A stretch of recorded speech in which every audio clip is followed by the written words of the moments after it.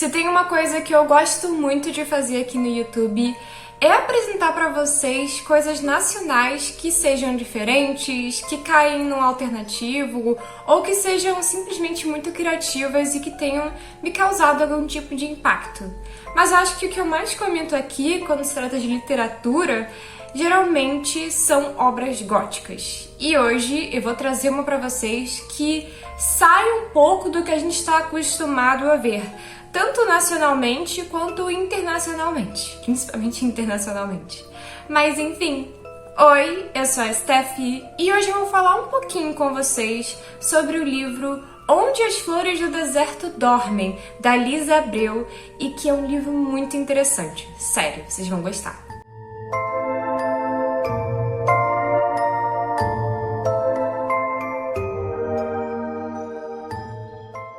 Eu já vim acompanhando a Lisa há algum tempo no Instagram, que por sinal é muito, mas muito lindo e muito organizado mesmo.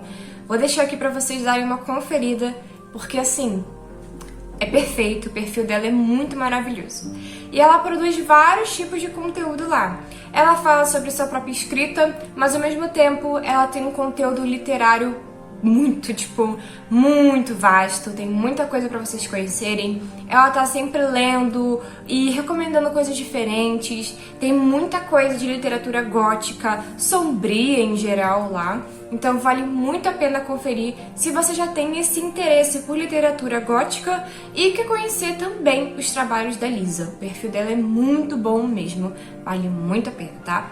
Eu tinha que recomendar porque eu mesma, quando eu abro o perfil dela, gente, dá uma satisfação assim no meu cérebro, porque ele é tão organizadinho, as cores, tudo, enfim.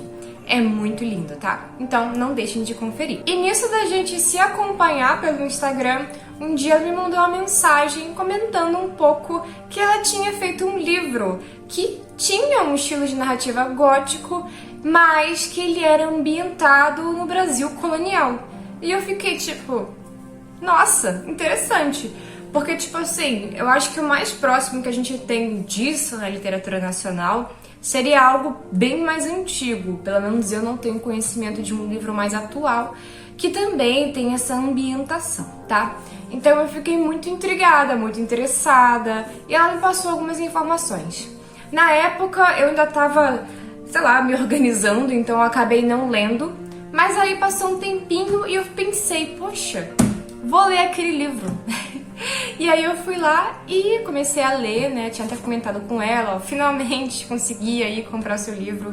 E, gente, é fantástico, tá? Fantástico, e eu vou explicar várias coisas pra vocês sobre esse livro, sobre o estilo de narrativa dele, a ambientação, tudo. Antes de falar sobre o livro em si, eu acho que é bem interessante conhecer um pouco mais da autora, não só pelo Instagram maravilhoso dela, mas pra gente também entender um pouco aí do estilo literário dela, da onde que veio tudo isso, e ter um contexto a mais, né? É sempre interessante conhecer um pouco do artista atrás da obra.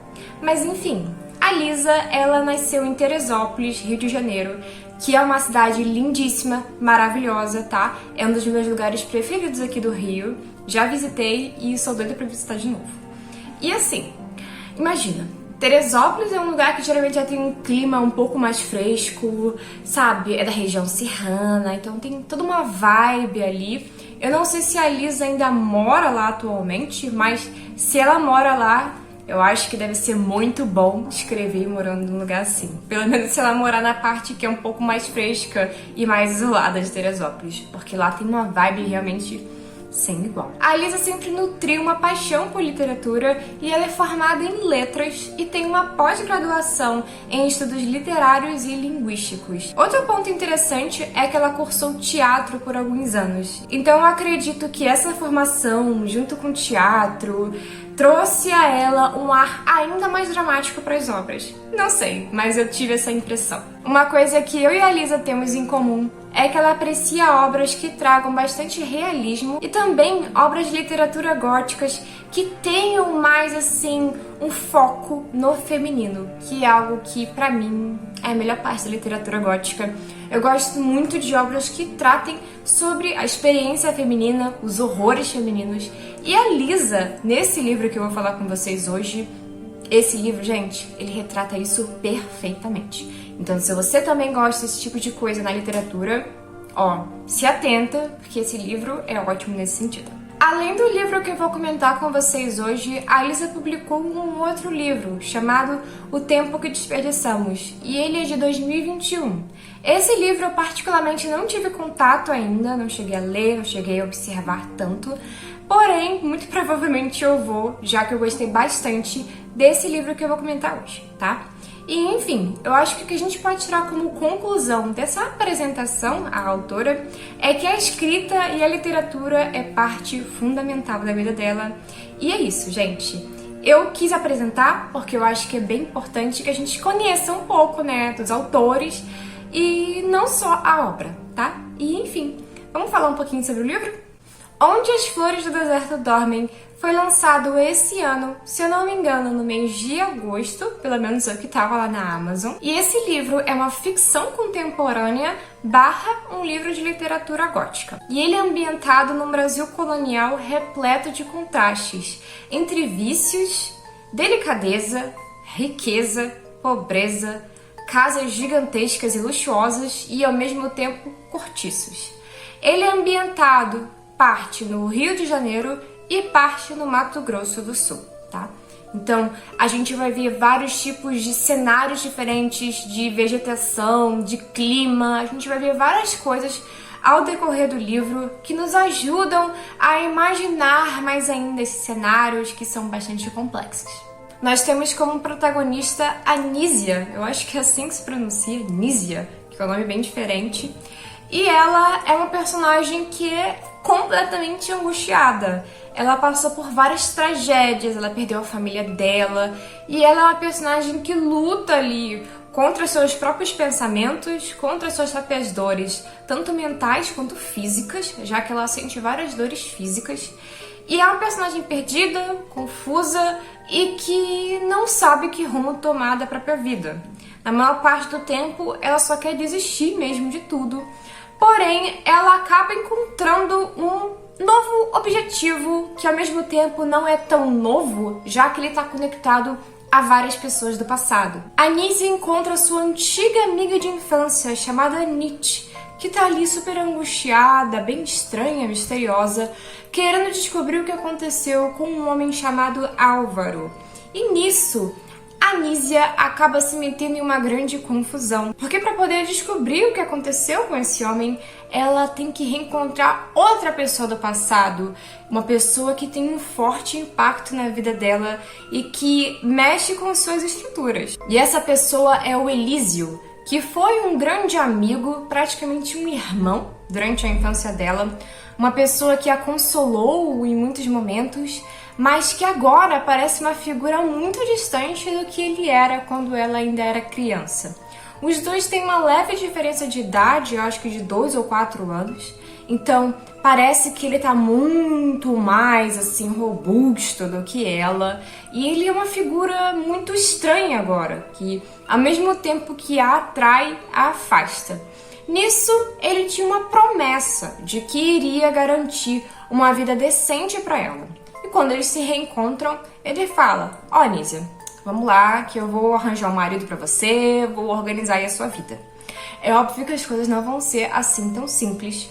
E nessa casa onde ela passa a morar agora, ela vai ter que conciliar esses sentimentos e ao mesmo tempo tentar descobrir o que aconteceu com o Álvaro, já que ele também tinha uma conexão com o Elísio.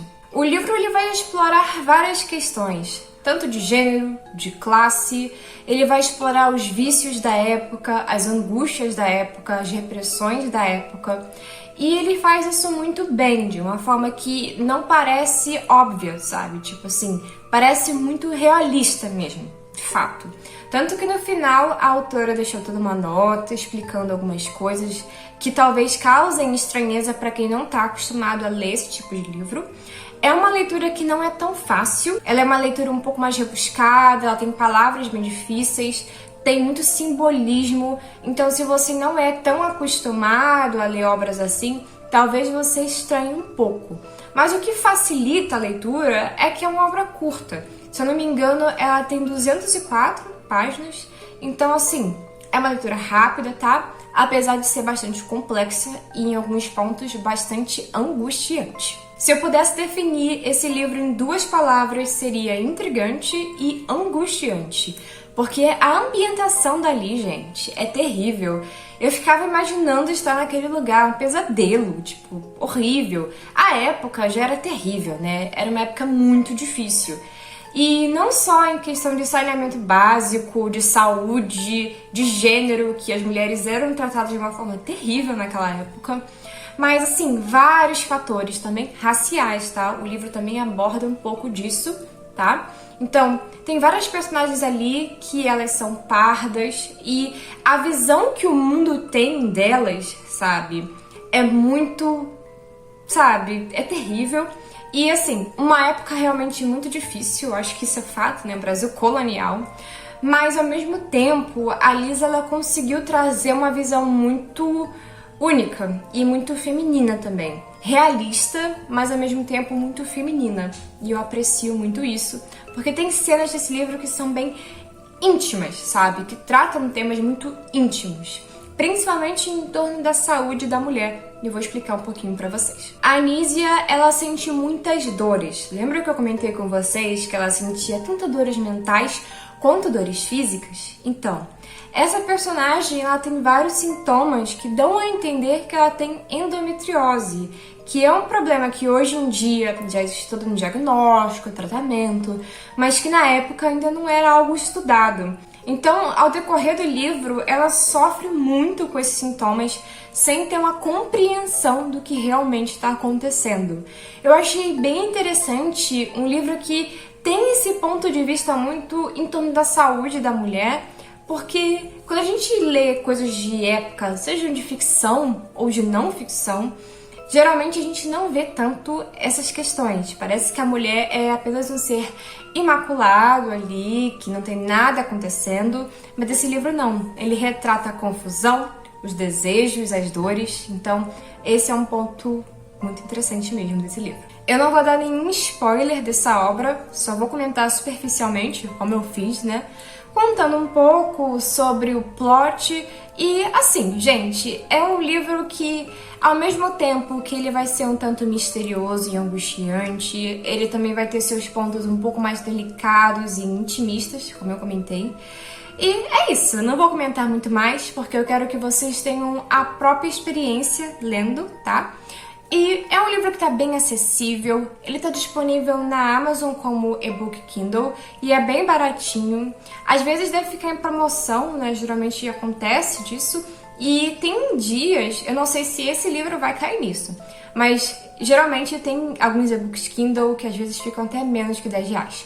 Se eu não me engano, esse daqui deve estar custando uns 15 ou 12, mas ainda assim é bem acessível, tá? É bem tranquilo, dá pra comprar tranquilamente, tá? Que é uma das maiores vantagens do e-book Kindle é justamente o preço, né? Eu passei a ler muita coisa depois que eu comecei a me adaptar a ler em Kindle, sabe? Quer dizer, eu leio no celular, mas vocês entenderam, formato Kindle. E é isso, gente. Ah, tem mais uma coisa. Sempre tem mais alguma coisa, né? Esse livro, eu não sei exatamente quando, mas eu acho que em breve, né? Ele vai ser lançado em mídia física, tá? Então, pra quem prefere aí versão física, tá? Ele vai ser lançado por uma editora mesmo, até porque, por enquanto, ele é uma publicação independente, tá? Então eu recomendo que você acompanhe um pouco a escritora, caso você tenha interesse na versão física, porque eu tenho certeza que ela vai estar informando lá no Instagram a respeito disso, tá? E ela é uma pessoa muito educada, vocês podem mandar mensagem pra elas pra tirar dúvidas sobre, sabe, qualquer coisa do livro. Ela é bem atenciosa, tá? Eu até quero agradecer a ela por toda a gentileza que ela teve, de até mesmo tentar lhe ajudar caso eu não entendesse alguma coisa, mas eu acabei entendendo, tá? Mas enfim, isso é muito legal, porque tem muita gente que às vezes tem medo de ler, sabe? Coisas que pareçam um pouco mais complexas, mas assim, gente, dá pra ler tranquilo, mesmo se você não é acostumado. Eu digo complexa no sentido de ter algumas palavras que não estamos tão habituados a ver hoje em dia, principalmente porque são palavras mais antigas, né? O livro é bem adaptado para a época dele. Mas enfim, tá, gente? É isso. É um excelente livro, tá? Queria deixar essa recomendação para vocês. E claro, acompanhem a escritora lá, porque é uma pessoa muito gentil e muito talentosa. E bem, É isso, pessoal. Eu espero que vocês tenham gostado desse vídeo e se interessado por essa obra, que é bem bacana. Sério, vão lá conferir mesmo. E esse mês eu acho que ainda vai sair mais um vídeo sobre literatura, porque teve lançamentos aí que eu já tô lendo, tá? Então, como também tem essa pegada meio terror, eu acho que eu vou deixar pro Halloween pra falar sobre, se eu conseguir ler a tempo. E, enfim, gente, muito obrigada por assistir esse vídeo. Hoje tá bastante calor aqui, espero que esse calor vá embora. E é isso, gente. Muito obrigada por assistir e até mais!